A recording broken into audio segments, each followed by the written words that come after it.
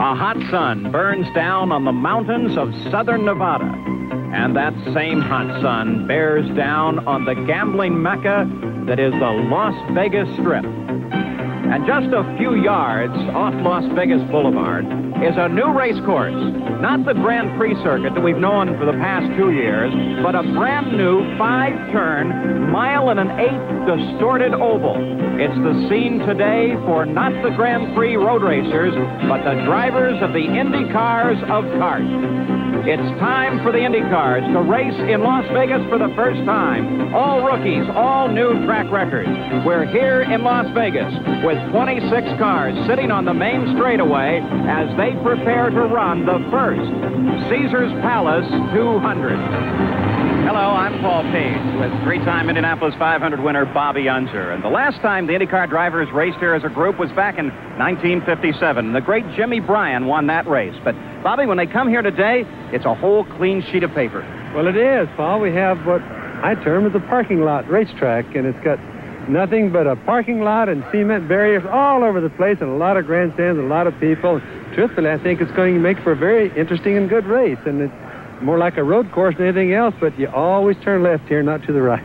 It's already created some remarkable circumstances. The front row is made up entirely of rookies. There's a rookie in the second row. Perhaps even more remarkable is in the eighth row is the defending kart champion Rick Mears. And back at the back of the field, added by the promoter's option because they did not qualify, Indianapolis 500 winners Tom Sneva and Johnny Rutherford. So it's going to be an exciting day.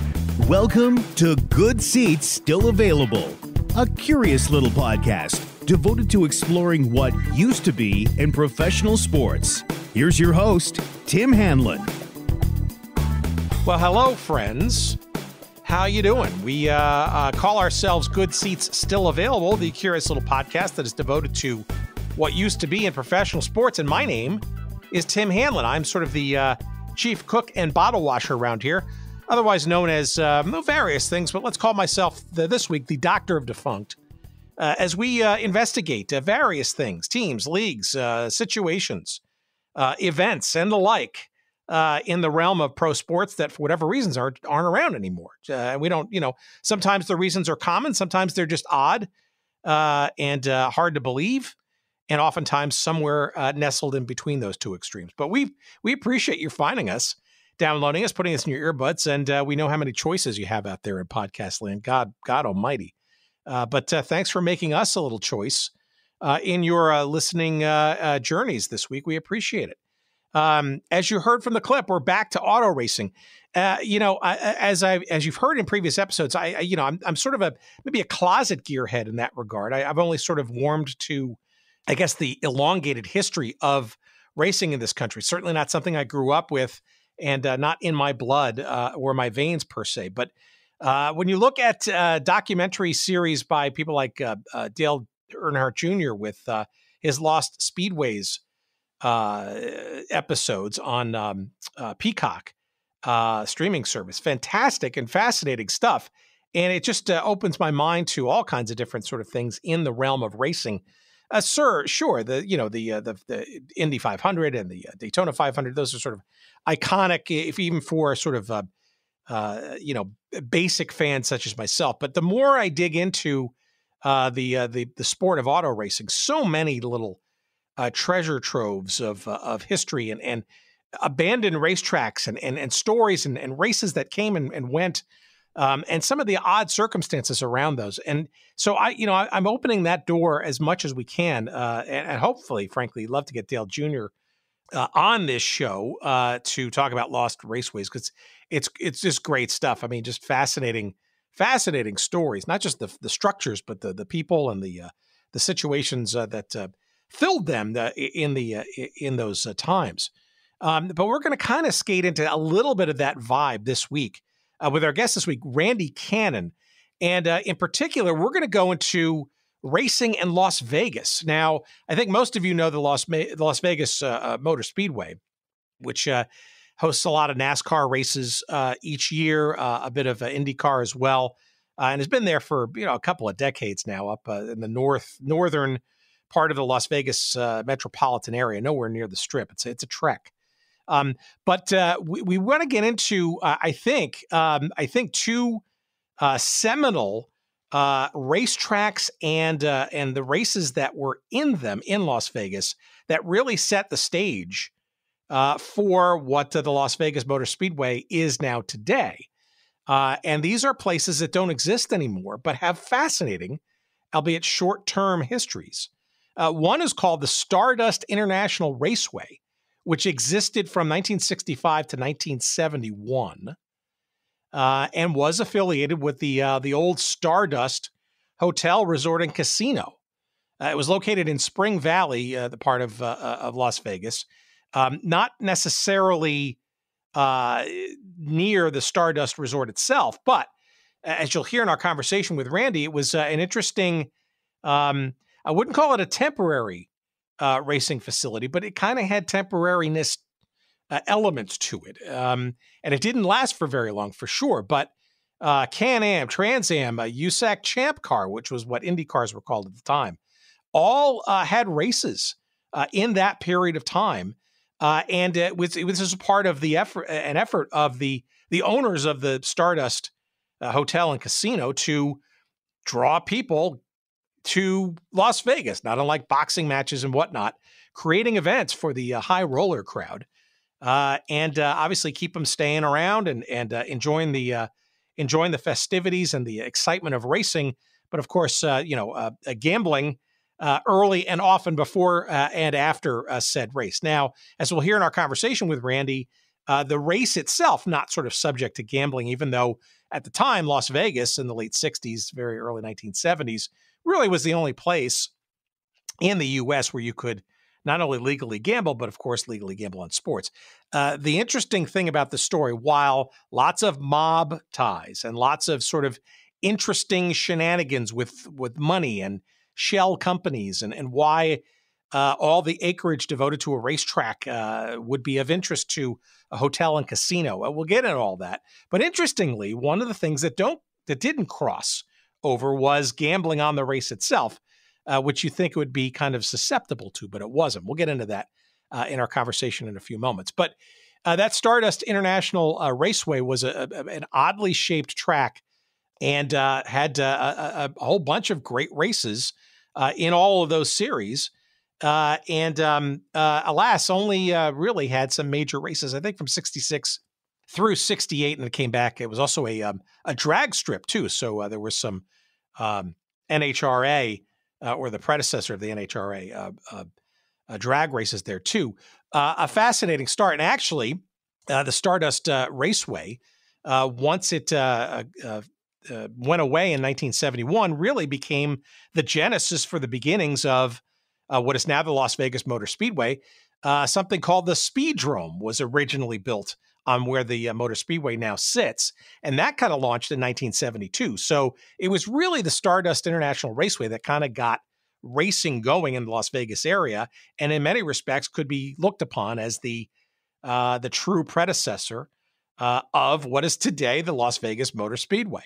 But during the Speedway's existence, something else actually popped up in the early 1980s. And this was in the parking lot of Caesar's Palace. Yes, another hotel and casino. And yes, another attempt by different owners of said casino and resort to draw people to a major event in racing, major events, plural, in racing. This was called the Caesar's Palace Grand Prix. And for the first 2 years of its existence in 1981 and 1982, it was a Formula One series event. As a matter of fact, in both of those years, 81 and 82, it was the end race, the final race, to determine the overall series champion. Fascinating stuff. And of course, it went away after 2 years.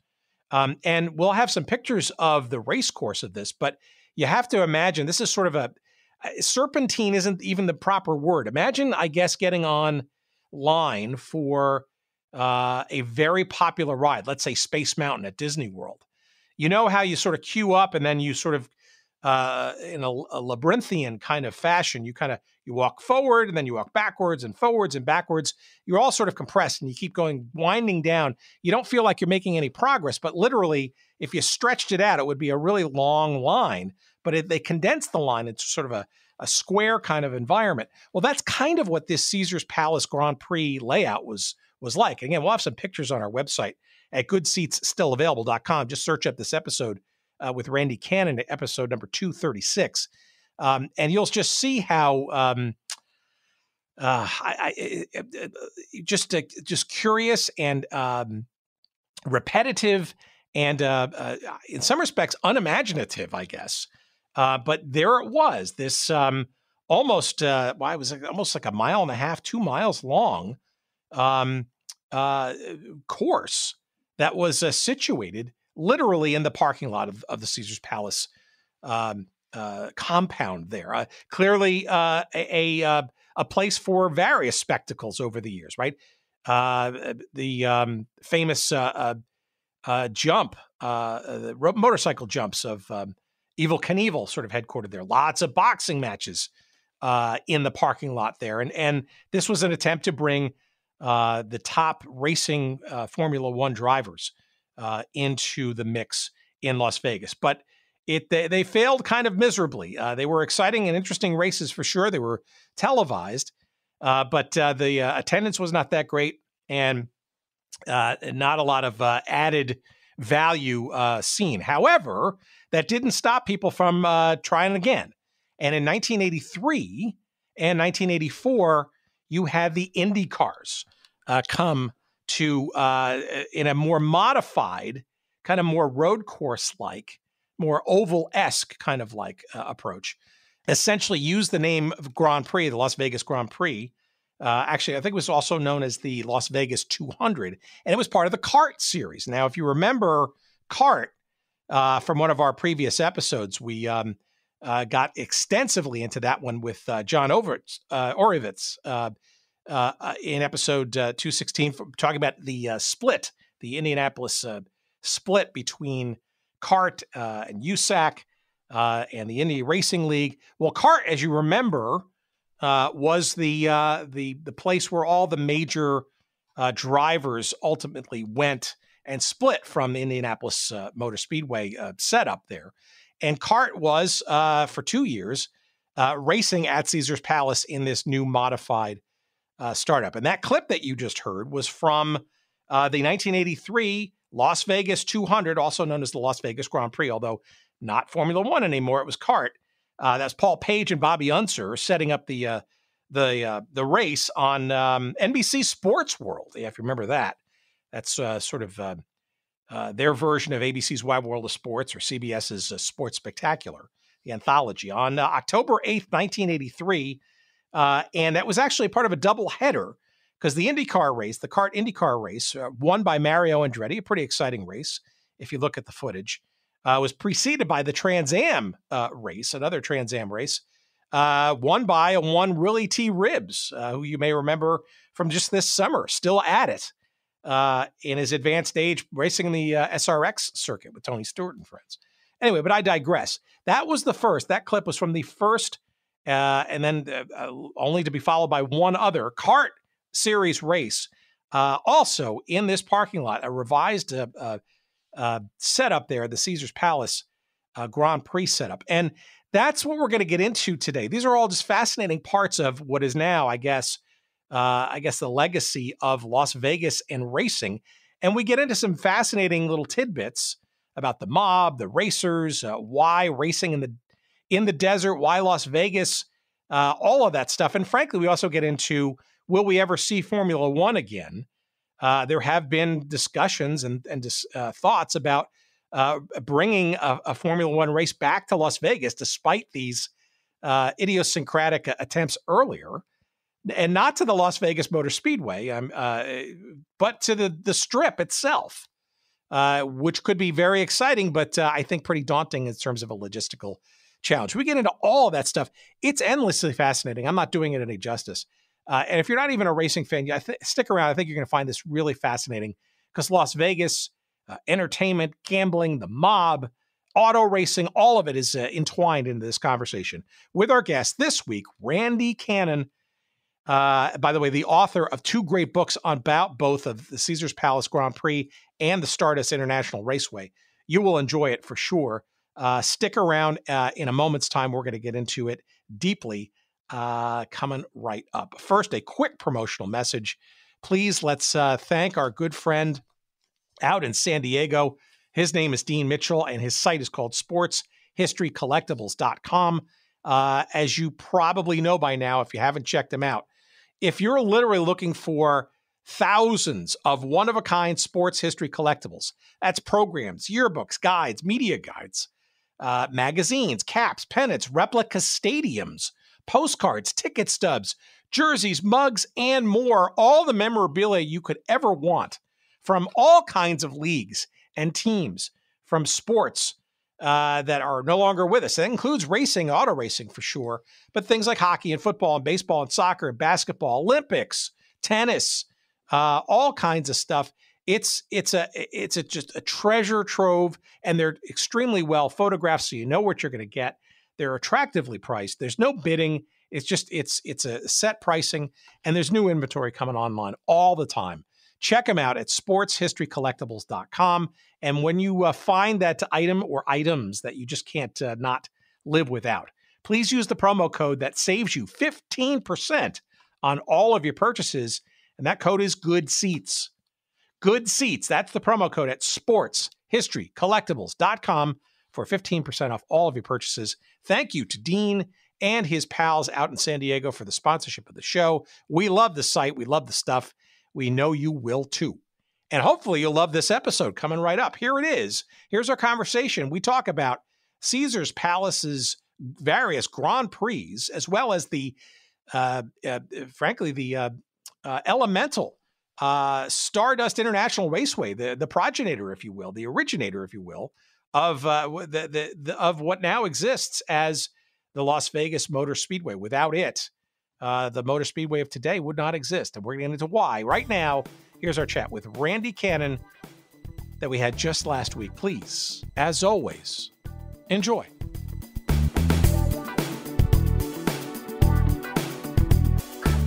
We try to keep a fairly open mind and sort of broad palette, I guess. And motorsports is absolutely something that we've gotten into on a number of different occasions. I mean, we've talked about IROC on a couple of occasions. We've gotten into a couple of tracks like Riverside, and you know, I'm fascinated, for example, with lost speedways that show that Dale Jr. and his colleagues have been doing for the last couple of seasons, sort of looking at abandoned raceways and stuff. So, you know, I guess I'm a closet race fan in some way, shape, or form, and the fact that, you know, that racetracks are kind of these ultimate ghosts until they're, you know, demolished and rebuilt on top of, right? Perhaps along with racetracks, right? When those things are abandoned, you can hear the history in those things because they're so gigantic, and obviously they just evoke all kinds of memories and stuff. And I got to think that perhaps some of your earliest interest in this sort of genre perhaps is around some of those maybe abandoned memories, but I'm presuming. Very much so. It actually, writing Stardust and in turn Caesars started from memories.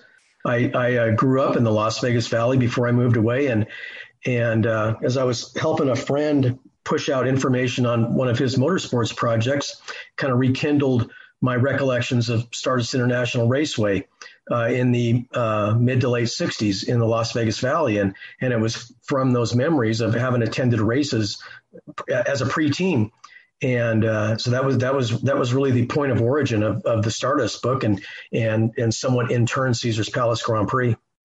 Okay, so do you give our audience a bit of a sense of your background? I mean, are you a journalist or a writer by trade, or is this more of a passion project or a series of projects? Because I mean, I will tell our audience that these books that we'll heavily promote at the beginning and the end of the episode are just exhaustively researched and just chock full of all kinds of information and stuff. Passion. If it's a passion project, boy, oh boy, I wonder what you excluded from the rest of your life. But if you've been a writer or a journalist in your past or in your present, kudos, because the skills are really coming through on this. That's very kind. No, I do not have any journalism or professional writing in my background other than for business subjects. These arose from my memories and my desire to write something, to write a history where heretofore the history did not exist, or it was very poorly documented. That was really the origin of both of these studies and the resultant storytelling. Yeah, as they say, if you can't find the book you're looking for, you got to write it, right? So, exactly. All right. Well, exactly. let's start with the earlier work, and then we'll get into the current one, because I don't want to give either one short shrift, but I think maybe just from an episodic or a longitudinal perspective, right? It makes sense to kind of maybe start with the Stardust story, simply because this was sort of a story of the mid to late 1960s, which was a very interesting time in Las Vegas's history. But it's very interesting, and I said this in my email to you, in both of these books, right? There is a certain word that seems to permeate both of them. That is the mob. But I don't want to sort of overlay that story too quickly, but maybe a little bit of an understanding of this Stardust International Raceway, because it's named after a pretty influential hotel and casino at that time, and for some time in Las Vegas's, shall we say, semi-modern history in the 60s. Very, very specifically, yes. The book Stardust International Raceway arose from my simple desire to do what I could to document the history. I attended races there in my youth, the vaunted Canadian American Challenge Cup Series of the 1960s, the Can-Am, if you will. And most of the prominent racers nationally and internationally raced in the Can-Am, and I got to see the 1968 event. It was the swan song of Can-Am at Stardust. But fast forward approximately 50 years, and there was little more than a few sentences written about Stardust anywhere. And so I thought there's got to be a deep history here, and I just want to test my research and writing skill sets differently than I'd ever done before. So I started to dig in. And like a lot of these stories, I started to follow the property, and I started to follow the money and learn about the relationships kind of behind the scenes, behind the curtain. And Stardust International Raceway turned into a fascinating Las Vegas story. And it became Motorsports Meets the Mob in Vegas. And once the mob is engaged, the trail inevitably leads to offshore Swiss and Bahamian bank accounts, and that's kind of how the story worked. So it was a lot of fun. I knew of Las Vegas Motor Speedway, and but I thought, what came before that? Stardust was certainly existed, and I found out what came before Stardust. And so this Stardust story is basically the origin story of Las Vegas Motor Speedway as one connects the dots forward. Yeah, well, for our audience, and for those who are like not NASCAR junkies or other motorsports, the Las Vegas Motor Speedway actually got its start as something known as the Speedrome back in 1972. But that actually was just relatively a short time after the coming and going of the 6 or 7 years of this Stardust International Raceway. So it's very interesting, and I wonder at some point perhaps if there is a linkage historically, either at the current track or perhaps maybe there's a case to be made for it. But what was it about Stardust that kind of, I mean, it almost seems, and again, you are more the professional on this story than I am. It almost seems though this was a confluence of things, right? Gambling, Las Vegas, certainly becoming a modern, adult playground after a very interesting start a decade or two prior, if you will. But also sort of the popularity of racing and trying to establish some, beacons of racing in the West, right? Which was, historically, we've seen it in Southern California and various other places. Las Vegas, I guess, truly was not really on the map per se for motorsports at that time. No, there was a predecessor facility in nearby Henderson, Nevada, still within the four walls of the Las Vegas Valley, that had its own connections to racketeers and to the gaming establishments of the time. But Stardust really elevated the concept in the Valley. It was the first of it, the first of its true international caliber motorsports facility in the valley, although it was still very rustic. But it did host an internationally sanctioned event, and it did have a relationship to the Stardust Hotel. But like much of what was going on in the Las Vegas Valley in the 50s and 60s, it appeared to be, you mentioned the term beachhead, it appeared to be more of a beachhead about tying up land and the opportunities to flow money through that land, work deals through that land. The Sun Belt Southwest is rife with stories about connections between legitimate business and organized crime elements. Think not so much mafia as more of a broader coalition of syndicate racketeers. And they tie up big, huge pieces of land. And they would cook deals by way of these pieces of land. Someone might buy a piece of property for $500,000 and sell it the next day for $5 million. And oh, by the way, as part of that transaction, someone might get an off the book number of points in a Las Vegas casino. I think it was more about these behind the scenes machinations than really a real true interest in the promotion of motorsports. The cover story was, let's get people out to the racetrack, and if we can get them to the racetrack and vice versa back to the casino, and we'll just try to, the word synergy had not been invented yet, but they were trying to synthesize those hopefully overlapping interests. But I think it was much more about the almost 640 acres of land, roughly a square mile, and how they could otherwise use that property.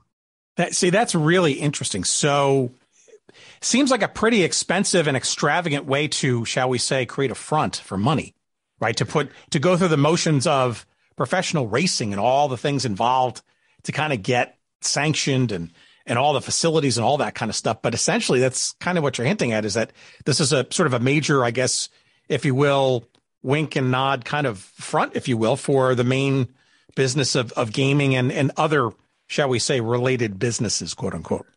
By my research and by all appearances, yeah, it was much more that 640 acres, or actually 480 of the 640 were dedicated for the raceway. The other 160 had their own interesting history that I tried to give a tip to in the book, but it appeared to be much more just a placeholder in this labyrinth financial system of the syndicate of the era. By all my research, by all appearances, by every document I could unearth, it had the Can-Am series. That was my point. That was my point of entry and my origin point of interest. But as I researched and got into FBI files and any number of other deep studies on property in the Sun Belt Southwest and other large development properties around the country, it appeared to be much more this confluence of organized crime interests and their counterparts in legitimate business and how they would manipulate large pieces of property. Yeah, well, externally, what was being sold, so to speak, to the I don't know, the racing fan or the traveler, the vacationer, the high roller, whatever. I mean, so this was related directly to the Stardust Hotel, yes, and there was a racing association essentially created around this to what, ostensibly attract people to, I guess, high rollers to the hotel, as well as have another sort of entertainment venue, right?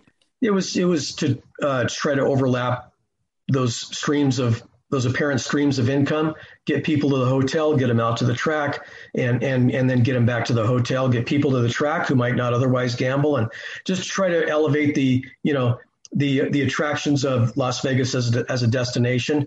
There weren't a lot of tracks in the desert Southwest at the time. Stardust would generally compete against Riverside, which from much larger population center, obviously, and against that population center, Stardust drew okay numbers. And if you think of the movie Ford v Ferrari, motorsports was in a huge growth curve in the 1960s, stimulated by subjects like Ford versus Ferrari and by the movie Grand Prix, the James Garner star vehicle. And so there was certainly an interest in coming alongside that sort of synthesis of motorsports and fashion and pop culture and dump a serviceable race destination in the Las Vegas Valley. It kind of went along with a lot of other things that were going on in the 1960s. Yeah. So in essence, this is sort of the I guess almost part of the template, if you will, that was sort of evolving at the time. I mean, with obviously big stars, and their showcases, on the strip, whether it's singers or comedians or various forms of entertainment, but also events, right? I mean, boxing, right, is sort of a long time legacy thing, right? It seems like the idea of a Grand Prix or a race of some sort, we'll get into that with Caesar's Palace in a few minutes. It almost feels like sort of a manufactured event, if you will, that sort of is tailor-made for the, extended weekend excursion to Las Vegas, right? Lots of things to do. And maybe the excuse to come is the event itself, and all the various things around it are, arguably where a lot of the various forms of money are made, maybe almost to the exclusion, if you will. The event is almost like a canard or a distraction. Very much so. The very simple reason for the existence of Las Vegas is gambling, to some extent the state of Nevada gambling, and everything else is kind of on the periphery. It's the casino that serves, that is the core of the existence of everything else. To the extent motorsports can serve the casino, it might work. At the point that the motorsports attraction doesn't affect the take in the count room, that night on the day of the motorsports event, then that motorsports event is going to have a pretty short lifespan. All right. So two questions, I guess. Number one is how, with that kind of background and that somewhat still formative kind of history, right? And gambling really concentrated still. This is at this time of the United States. Very much Las Vegas was kind of really the only place where legalized gambling was really allowed to sort of, flourish. How does an environment like that, shall we say, professionalize themselves enough to curry favor with, sanctioning bodies and, a legitimate sport in racing in various forms, right? I can't imagine USAC and the Trans Am people and essentially just saying in open arms, oh, we're just going to, sure, let's go to Vegas. What could happen, right? I mean, I'm sure the allure of a new facility and promotion and some of the pizzazz certainly was attractive, but were people sort of looking the other way? People had to have an arched eyebrow with sort of this, intrigue about having racing in the midst of, a furtive gambling environment. It's an interesting point. If one thinks of how long it took stick and ball sports to enter the Las Vegas market at the premier professional level, it was in the course of riding Stardust that the Golden Knights and the Raiders announced their intentions to play in Las Vegas. But before that point, there'd never been a premier level sport of any type other than these motorsports ventures that raced at Stardust. And the first event I documented in the Stardust book was the 1954 AAA championship event at an old thoroughbred track, roughly near where the Las Vegas Convention Center is. And the op-ed pieces around the country expressed a lot of concern about this, the vaunted Indianapolis 500 based AAA championship series racing in Las Vegas and what the prospects might be for a driver throwing the race, being influenced by the book, if you will, the sports betting. And they were worried about it in 54. They were when the IndyCar series of the time under USAC returned in 1968. The op-ed pages were quite a bit different.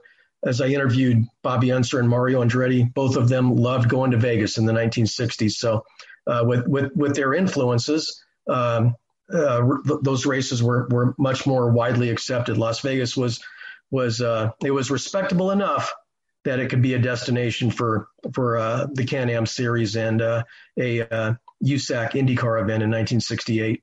Drag racing too, right? Yes. Drag racing was still in its somewhat in its relative infancy in the 1960s. It hadn't been around on an organized basis more than about 10 years, roughly. And there were only, I believe, 4 NHRA national events that occurred all year long, contrast to, the pre-pandemic, at least. There were probably 18 to 20 national events, something like that. And the events that raced at Stardust were called, they weren't an NHRA national event. Again, there were only 4 of those. They were called an NHRA National Open, and it would attract a pretty good national level category of drivers to come to, and Las Vegas was probably the draw.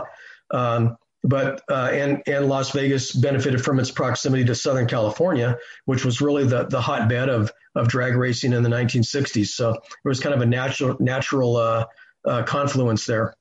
How was the racing itself? Maybe a little bit of your personal memories of it too. What did one see that in your mind's eye that you can remember when one approached and went into this facility? I can't imagine it was, shall we say, exuding a feeling of permanence in terms of stands or was it? And it just sort of came and went after 5 or 6 years. I mean, was it almost kind of makeshift and sort of what was it like sort of in the arena, so to speak? And what would you sort of characterize both from memory as well as research, the quality of the racing itself? The property itself was very rustic, gravel pit type of lay of the land. The facilities were primitive. It was a drag strip and a ribbon asphalt of road course that connected both ends of the drag strip. The stands, there were some grandstands. They were kind of primitive, rustic grandstands, but they could be towed around the strip. They might use them in one position for drag races and another position for the Can-Am events. The racing was typically pretty good. The problem in Las Vegas, as it is today in Las Vegas Motor Speedway, is the heat. There was a NHRA Division 7 event there for a couple of years, and they tried to run it late afternoon and into the evening, but it was one of those classic Las Vegas days where the temperature at 8 o'clock at night was, when they were still trying to race, was probably still over 110 degrees.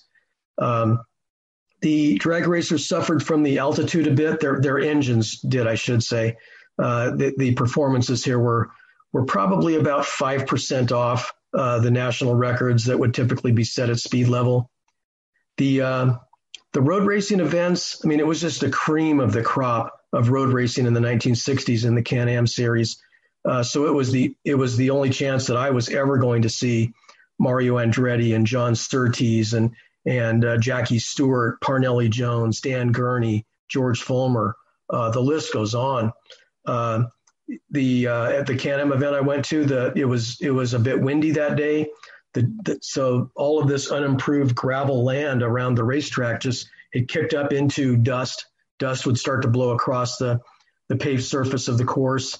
It was a pretty racy course. Mario Andretti actually liked it. In hindsight, he wished that the Caesars Palace Grand Prix could have been run at Stardust. Much better track, but it was very rustic. It was. I can contrast it with photographs of Riverside, which is in kind of the grassy, tree-lined southlands of California, and there was just no contest in terms of which was a more amenable race destination. Temperature, the surface of the runoffs around the track, everything was difficult to Stardust. Get off the pavement, and a racer would be out in the gravel in a hurry. Hard gravel. So it was asphalt, right? Asphalt pavement. And maybe describe for the audience just what this was a road course. It was almost 3 miles in length, right? Correct. It was a pretty competent road course. There are videos on YouTube of the 1966 through 68 Can-Am events, as I recall, and it is remarkable how fast those cars were going around that 3 mile racetrack. It had fast, sweeping turns, tight hairpins, very classically shaped S's. There's imagery of Jim Hall and Phil Hill racing their high-winged chaparrals around the course, and the speed they were hitting was just phenomenal. It had a long, slightly curved back straight that was on the east side of the race property, and they would probably get, I would say, 180 miles an hour on that long back straight, maybe a little faster than that, before braking really hard for the carousel that would bring them back around to the drag strip front straightaway. But it was an extremely fast track. Not a lot of elevation change, pretty relatively flat corners, but a lot of places to pass and a lot of places to go fast. All right, so you're mentioning the racers seemingly had some good memories and good times here. You've got a number of different circuits that are immediately attracted to the new bright light on the circuit, but it only lasts for a good 5 or 6 years, I think, in terms of supporting races and stuff. So, and I know you've got 450 plus pages sort of devoted to all this, but if you can synopsize what's going on in those 5 years that does not make this thing sort of last much longer. I mean, the shenanigans ensue. Is it kind of like the entertainers on the strip who remember somewhat fondly working for, quote unquote, the mob? They were always nice to me, but they didn't sort of necessarily ask questions. I mean, what were sort of the overlaps here between the business of Las Vegas and this racing circuit? Because it all sounds pretty darn fine to me until, but it didn't last very long. No, I wanted to study what came before Stardust, the formative steps that led to Stardust, and frankly, I pick up the storyline in the post World War II and how land became kind of the stock and trade of the gravel barons around the valley. That led to the creation of the raceway I'd mentioned out in Henderson. Thunderbird Speedway had a fascinating story, and it shut down. And shortly thereafter, there's this push to develop Stardust International Raceway in the western highlands of the Las Vegas Valley, where nothing existed, no water, no sewer, no roads, nothing.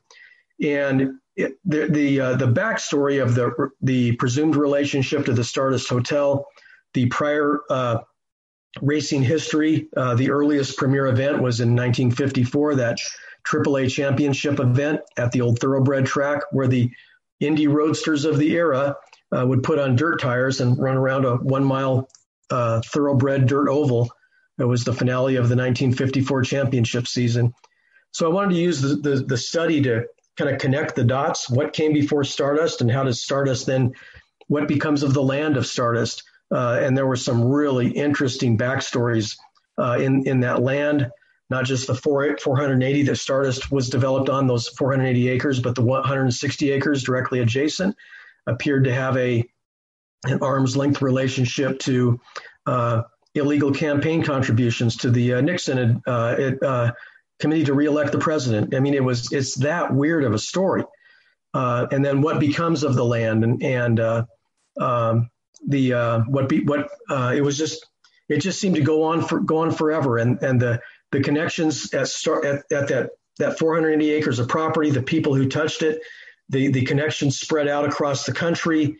They spread into they arched forward into the emergence of corporate ownership of gambling properties, which was another interesting aspect of the study.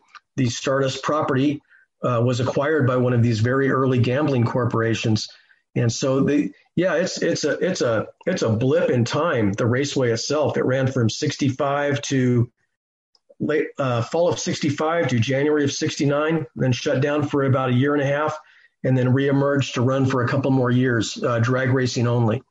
But the tentacles that spread out from this property, the backstory and the connecting of the dots to lead up to Stardust, and then what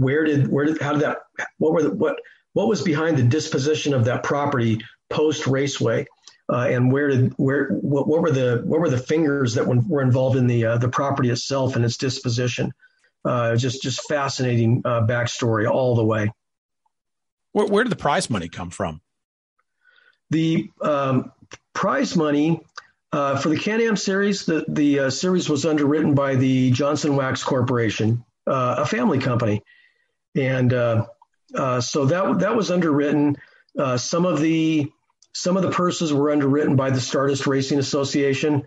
That you had mentioned that earlier. That was a separate stock corporation from the Carrot Incorporated, that was the gambling operator of the Stardust Hotel and Casino. The common figure in both of those operations were Mo Dalitz and Allard Rowan.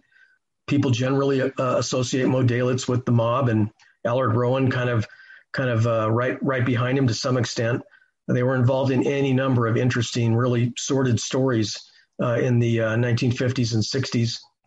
But then I also found a very interesting connection with Johnson Wax and the grandson of the founder investing in one of the very early gambling corporations that still held the Stardust Raceway property as its asset.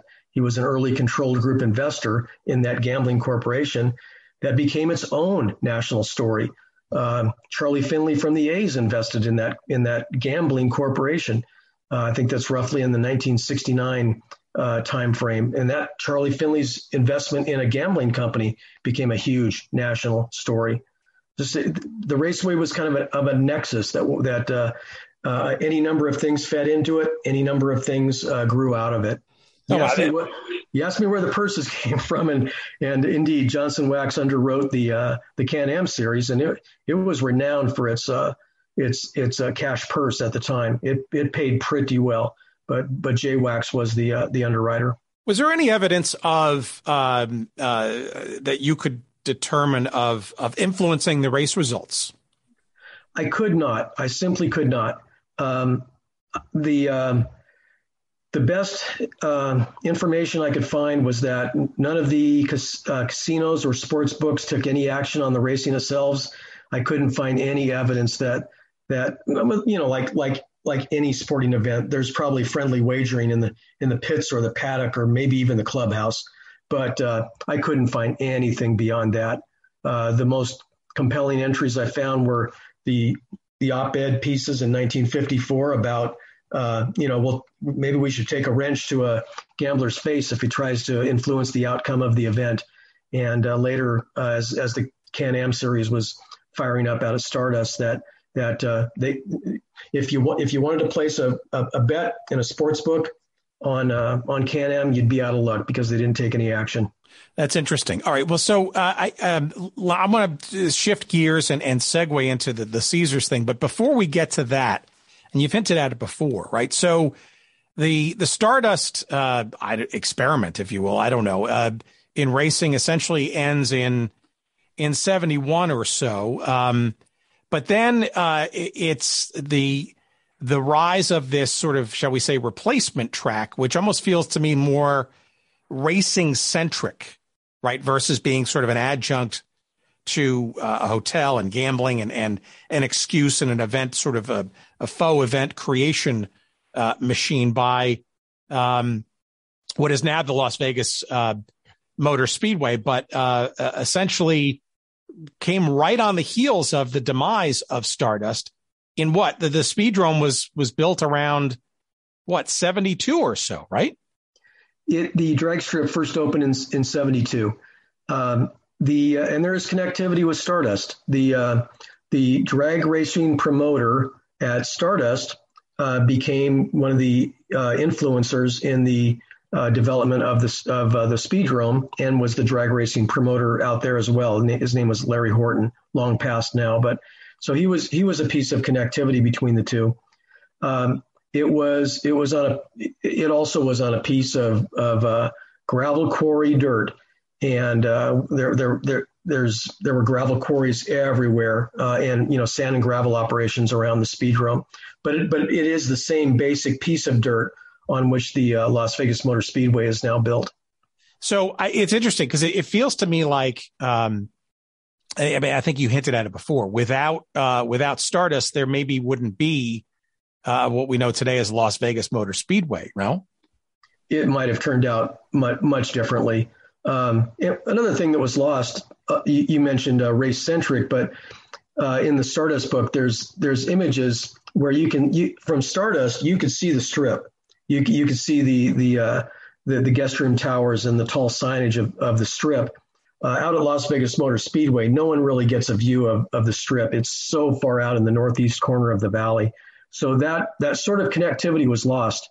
Mario Andretti tested a Ford Can-Am prototype in 1967, and he had a lot of fun telling me the story. But he invited his wife, his now departed wife Deanne, to come, and he said the car will probably break. I'll be back by the poolside within 15 minutes after I get out there. And the car did break, and he was back at the pool within 15 minutes. But Stardust had that sort of connectivity to the Strip geographically, and unfortunately, the Speedrome it's 15, approaching 20 miles from the heart of the Las Vegas Strip. Yeah, I just get the sense though that the Stardust facility almost felt, I don't know, I want to call it temporary, but it certainly didn't seem like it was designed with, I guess, a rich racing future ahead of it. It was more of an arena, if you will, built somewhat for convenience, whereas it feels to me, based on my crack research, that the things that followed it, Speedway Park and the Speedrome before that, and then in earnest, the sort of rebuilt 1996 version of what is now the Las Vegas Motor Speedway, almost felt like that was more sort of the, I guess, concentrated effort to have a long-lasting facility that would